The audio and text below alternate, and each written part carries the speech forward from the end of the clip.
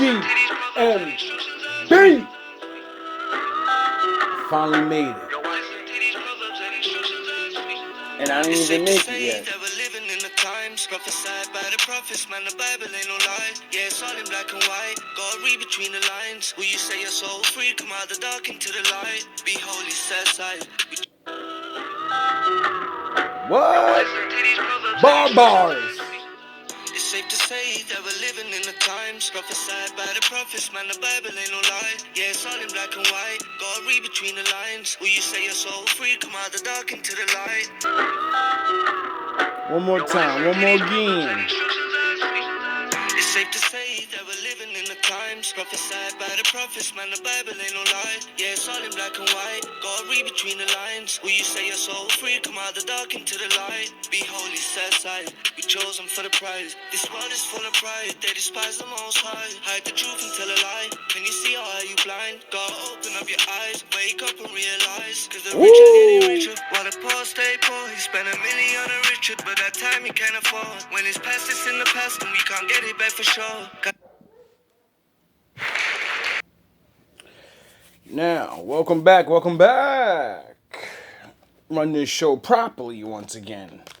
Now, told you I'm going to my Goku. So, now I'm going to teach you how I figured out how to be Goku. But I figured it out because I studied Buddha. I studied the philosophy of Taoism. The philosophy of Wu Wei. Do you know what that means? Do you know what any do you even hear those? No. So let the Buddha, the Black Buddha, Goku, Charles Xavier, Jay Pressure, take you to school. Buddha and his disciples once embarked on a long journey. Buddha and who? Buddha by himself? He did it all. Oh, okay. Buddha and his disciples once embarked on a long journey. Exhausted from a long day of walking, they decided to stop and rest near a lake. Yes. Buddha asked his youngest and most impatient disciple to walk to the lake and bring him some water. So he did. Yes. But when he arrived at the lake, he saw a group of oxen crossing it, which muddied the water. The disciple thought to himself, I can't bring this dirty water to Buddha. He returned and told Buddha about the water. Now that's respect. Buddha said nothing until a few moments later, asking his disciple again to bring him some water from the lake. As expected, the water was still dirty. Later on, Buddha asked his disciple the same question again. Angrily and cursing, he went to the lake, expecting that the water was still dirty and undrinkable. But, to his surprise, the water was crystal clear. The muddy Did you learn a lesson? Alright, I'll let him finish. of the lake was only temporary. After a while, the mud settled, and the water became clear again. The monk couldn't force the water to clear up, and there wasn't anything he could do to speed up the process. In all likelihood, any intervention would have made it worse. Psychiatrist and philosopher Viktor Frankl once stated, "When we are no longer able to change a situation, we are challenged to change ourselves." End quote. In the monk's case, he couldn't do anything about the muddiness of the lake, or Buddha repeatedly asking to bring him some water. He wasn't able to change these circumstances, so the only thing the impatient monk could do was change his attitude towards these circumstances. As the muddy water would eventually clear up by itself, all he had to do was wait patiently for nature to play itself out, which was the lesson Buddha intended to teach. Patience. Now, if it went over your head, the Buddha understood that some things take time. Some lessons that you will teach somebody, the only way they're going to learn it is when you tell them the truth and then back all the way away. So they have to go on their mission and see the muddy waters. That's your mind. That's all the filth and sin you've learned. And once you hear the truth, and it's a seed, Eventually it's going to blossom and it's going to start clearing up those muddy waters. But you must have patience. It would have saved the monk from the pain of anger and dissatisfaction. This video explores several benefits of patience and why patience is power. I got 40 years of patience. How about you? As the Buddha's story illustrated, the problem with impatience is the suffering it causes to the impatient person and potentially to his surroundings. Yes. An impatient person experiences dissatisfaction with the current circumstances. Yes. This dissatisfaction can be strong enough to cause an angry outburst. Yes. The phenomenon of road rage as a consequence of traffic jams is an example of this. Not only is impatience unpleasant, but it's also pointless. Do you see where he literally just told you if you try to be patient and you never been, you're going to snap into Vegeta mode because you never did it before. It takes time to get into that. You have to practice it. You're not just going to say, I'm going to be patient. No, you're not. You don't even understand what patience is. Impatience is the unwillingness to live life at the pace it actually happens. We wish for the universe to bend to our will. We want things now. We want things to change in an instant. But in reality, external circumstances are not up to us, no matter how much we wish that to be the case. Only the Most High will give you your answers when you do the law. Patience, the opposite virtue, is based on the acceptance of what is. As Oxford Languages defines it, the capacity to accept or tolerate delay, trouble, or suffering without getting angry or upset. And Goku mode. quote, when practiced in everyday life, patience has several benefits, including not only the absence of dissatisfaction, but also making better decisions and improving one's dealings with others.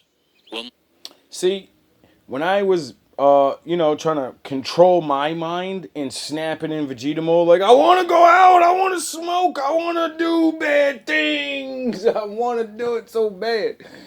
I would just do things that I loved doing. And since I rap and I like learning, I forced myself to learn. If I wasn't learning how to be patient and not do my sins, then I would learn. And then the more I learn, I said, oh, this is better. This is fun. I ain't got to be patient. I ain't got to just sit here and think in my mind.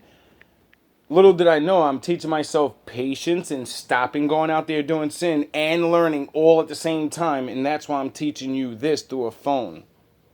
Now explore 5 benefits of patience. 1. The natural flow. Most of the time, rushing things doesn't really help in terms. Now, didn't I make a video on flow state and how all human beings have flow state and you can tap into it in many different ways? And the easiest way is to do something that you like doing? Oh, yeah. So I was teaching you Buddhism and the Bible at the same time this whole time. Niggas can't fuck with me. Of achieving our goals. Moreover, trying to force the process may even be detrimental. A previous video about the Taoist concept of Wu Wei explored the art of effortless action, or non-doing. It told a story about a farmer who desperately tried to grow his crops, but as his interventions conflicted with a natural course, his efforts didn't help. In fact, they went against the flow of nature. The Taoists observed that using force backfires and leads to ruin. Nature has its own plan. Oh, did he say using force can ruin your life? Is that like a Jedi thing? May the force be with you. Oh, so, I'm not stupid when I talk that Jedi shit. Oh, okay. I'm talking about Wu Wei. The Jedi way. Oh, I'm sorry, I named it myself because I teach Ultra Instincts and Ultra Ego, the higher version of the shit you're learning right now. And you can't learn it in the books because I'm the master of it. And moves at its own speed. It operates optimally Sorry for without the our outburst. interference. Philosopher Michel de Montaigne stated, and I quote, "The general order of things that takes care of fleas and moles also takes care of men, if they will have the same patience that fleas and moles have. To leave it to itself. Yes. End quote.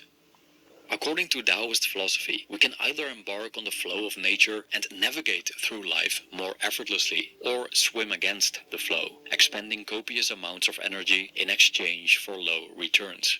But how do we float along with the natural course? The law. One of the prerequisites is patience.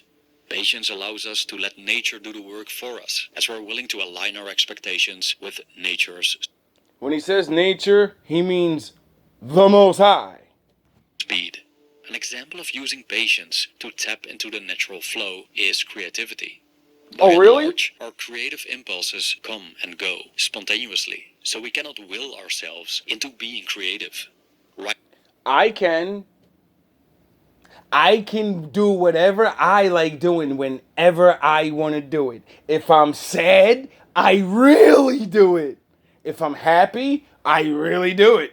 If I'm I do it. No matter what. Why? Because my emotions. I draw my art, my preaching, my anything I do from my emotions. And because you're pussy, you don't know how to tap into your emotion because you tried to be gangster your whole life. You got beat down to be a beta male and you never explored alpha male feelings and fucking overriding the puss. So you get walked on. Or you walk on people. See, me, no. I let my father walk on people. And when people try to walk on me, oh, break the law. Touch me. I'm going to show you. Writer's block generally occurs after a period of forcing our creativity. And the more we try, the worse it gets. Yes. But more often than not, if we leave it alone and stop trying, our creativity returns spontaneously. That is the natural way. When you become a master, you can do it anytime you want. Like I just explained. But you got to explore yourself. Hence, Charles Bukowski's poem, So You Want to Be a Writer, states, if you have to wait for it to roar out of you, then wait patiently. If it never does roar out of you, do something else.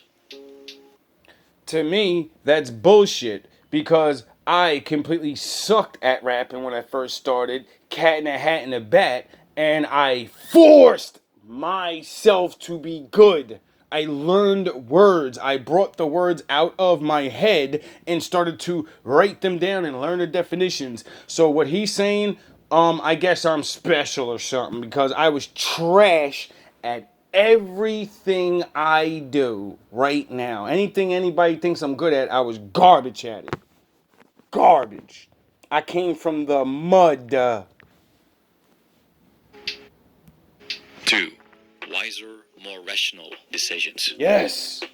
As opposed to doubt and overthinking, careful consideration before making an important decision often turns out well. The difference between doubt and overthinking and carefully considering our options is that the former is repetitive and generally doesn't lead to any substantial resolution. On the other hand, careful consideration means we weigh different options and explore possible outcomes, typically using reason and logic. But doing so requires clarity of mind. How do you get clarity of mind? Oh, yeah, you have to have a foundation in your brain. The law. If emotions have taken us over, we tend not to make rational decisions, as we base our decision making on impulses evoked by, for example, anger or fear. How many times you got mad arguing with somebody, then got drunk, and then did some stupid shit? Because you don't know how to control your anger. You don't know how to control your fear. Because you won't explore it. For example, we decide to end a friendship amid a heated quarrel. There is a reasonable chance of regretting that decision. Applying patience before deciding benefits our lives, as it allows us to decide from a place of clarity and peace of mind. Yes. Specifically in this context, patience is an instrument of self-control for letting our emotions dissolve and not acting upon them. Ideas from folk wisdom, such as to sleep on it before making a decision or to count to 10 until acting, are practical, straightforward ways of applying patience to one's life. Yes. Very, very, easy, simple things to train yourself to have patience. Very easy. When somebody gets you mad, walk away and be like, yo, I'll be right back. I don't want to snap and da-da-da. Let me go count to 10 real quick. Or I'm going to punch you in your face, so I'll see you tomorrow. I got to go home and go sleep because this is not going to work. Impatience can turn people mad. That's why we generally don't like waiting. But because of our impatience, we let external circumstances decide how we feel. Yes. The ancient Stoics considered the latter problematic. If external events determine our emotional state, they exercise power over us. Yes. The whims of fortune decide whether or not we get angry, frustrated, or anxious. A common source of frustration for people is waiting for a train, then finding out it's delayed. And thus, they fidget around on the platform, often visibly annoyed, as Yes. the train doesn't arrive as soon as expected. 80% of you do that on a bus or wherever. Not long after, another announcement says the train is delayed even longer. As a consequence, some of the commuters get mad and start cursing. But those that are patient 90% of you do that. simply take note of the delay and wait for the train with minimal suffering. And I and other people do that. I don't know why they're patient because everybody has their own whatever and I'm not them. But me, I'm patient because I learned a long time ago when the Most High makes you late like that, it's because you're about to meet somebody and if you was on time, you would have never met that person. So you got to keep your fucking eyes open. And when you meet this person, do the thing you're good at.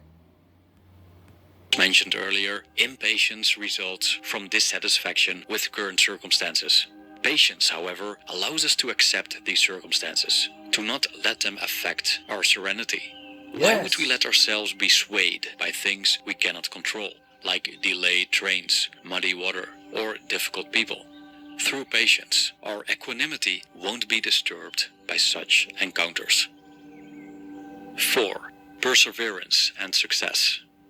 Perseverance can lead to long-term results, but to persevere, one needs patience. Yes. One needs to stop desiring quick results, which, unfortunately, people seem to pursue nowadays. It's prevalent for people to start something but never push through. Because they don't have valor. Valor leads to victory.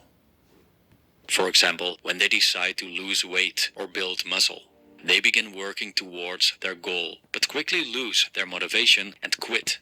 Generally, this loss of motivation comes from being too focused on the results rather than the process itself.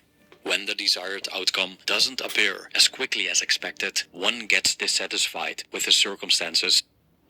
If you remember my first video, that's what I said in my first video. My first video teaches everything all my videos teach, all in one.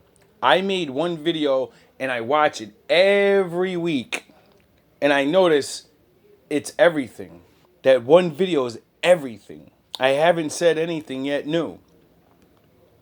And becomes impatient. And if results remain absent, many people tend to stop whatever they're doing, through which these results would eventually ensue. Writer and philosopher Albert Hubbard wrote, "How many a man has thrown up his hands at a time when a little more effort, a little more patience would have achieved success." Sometimes you don't need a little more effort. You need someone to push you.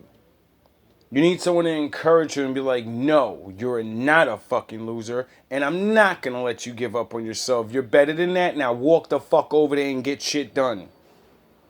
And when you respect and love that person, you don't get mad at them. You're like, oh my God, somebody believes in me. I can do it. I can do it. End quote. If Get we up, work you son of a toward goal bitch. while being Because Mickey loves you. patient regarding the results, the lack of results, at least for a reasonable period, will not be a demotivating factor. Again, patience grants us the ability to accept or tolerate delay. Another story about a farmer trying to grow a bamboo tree shows how patience led to the necessary persistence to achieve his goal. It's funny how he keeps going back to nature and growing things. Maybe you should try to grow things, and that'll be an easy way to learn how to see patience. Because, if you grow something, it grows very slow. So you're going to automatically have no choice but to have patience. You're going to see how long that thing takes to become what it needs. And you're going to realize, wow, that was like a long time. And I'm complaining about my life and I don't do shit the whole time. The fucking tree's putting in work the whole time your dumbass ain't doing nothing to grow. Why don't I know the answers? Because you ain't doing nothing. The seeds of this particular bamboo tree take 5 years to even start growing. Oh, meaning really? that the years before, the farmer needed to water and care for them without seeing any results. During those years, it seemed like his work was in vain and the bamboo tree would never start growing. Nevertheless, the farmer remained patient, trusted the process, and thus proceeded with his daily efforts. After 5 years of consistently watering and taking care of the seeds, the bamboo tree suddenly shot up. The farmer's patience had paid off. So if you didn't get the metaphor or punchline to that, that's why I'm switching to my Goku form and having patience. And all those that I told to get down with me, I chose you for a reason. And I attacked you for a reason. You're paying attention now, aren't you? You're all riled up, but you keep watching. Because now you're interested. I got you fired up. And now I'm going to cool you down with the truth. We can compare the farmer's situation to many modern-day life examples of how patience helps us achieve long-term goals. For example, when investing in the stock market, it generally takes decades to see significant profits from compound interest. Also, on average, new businesses take about 3 to 4 years to become profitable. Year Success one. on YouTube may come quicker when lucky, but it generally takes years to occur, if it ever happens. Yes. Patience allows us to endure these periods without compensation for our efforts. Undoubtedly, summoning such patience isn't easy. It's bitter, but its potential fruit is sweet. Yes. 5. Tolerance for others. We do not control the actions and will of other people, and thus those around us may do things we don't like and refuse to do what we wish them to do. Yes. Yet many people expect that others behave in ways they want, and when they don't, they experience dissatisfaction. Fights between couples often originate from one party doing or not doing something that conflicts with the other party's desire and expectation. Yes. We get impatient because we don't want people to behave as they do. We want them to act differently and think differently, despite us not having a say in this matter. The ancient Stoic emperor Marcus Aurelius recognized that we have no choice in regard to which people appear in our lives. We'll meet with ungrateful, deceitful, rude, ill-willed people, whether we like it or not. There's nothing we can do about it. Yes, there is. You can see who they are and say, all right, bye. Now that I see you, bye. Because now I know what it's always going to be like. You're not going to change. You're going to stay this way. And one of us got to go. However, we can change our attitude towards them. We can let these people disturb us, or we can accept their existence, and that encountering them from time to time is unavoidable, and there's no reason to be bothered by what we can't do anything about. By having patience with people, we not only neutralize their power to disturb our peace of mind, we also accept their flaws. Oh, is that why you guys feel so weak? Because I neutralized your fucking ego? You thought you were playing with some dumb regular Bible thumping guy, and I told you I'm far smarter than you've ever seen in your entire life. You've never met a man like me. And thus their humanity. In his book, The Hidden Power of Kindness, missionary Lawrence Lovazic stated, "The practice of patience toward one another, the overlooking of one another's defects, and the bearing of one another's burdens is the most elementary condition of all human and social activity in the family, in the professions, and in society." End quote. Patience increases tolerance towards one another, allows us to listen before we speak, be more empathic and forgiving, and be less likely to respond and react in ways we later regret. It's a habit that strengthens our overall position toward the outside world and ourselves.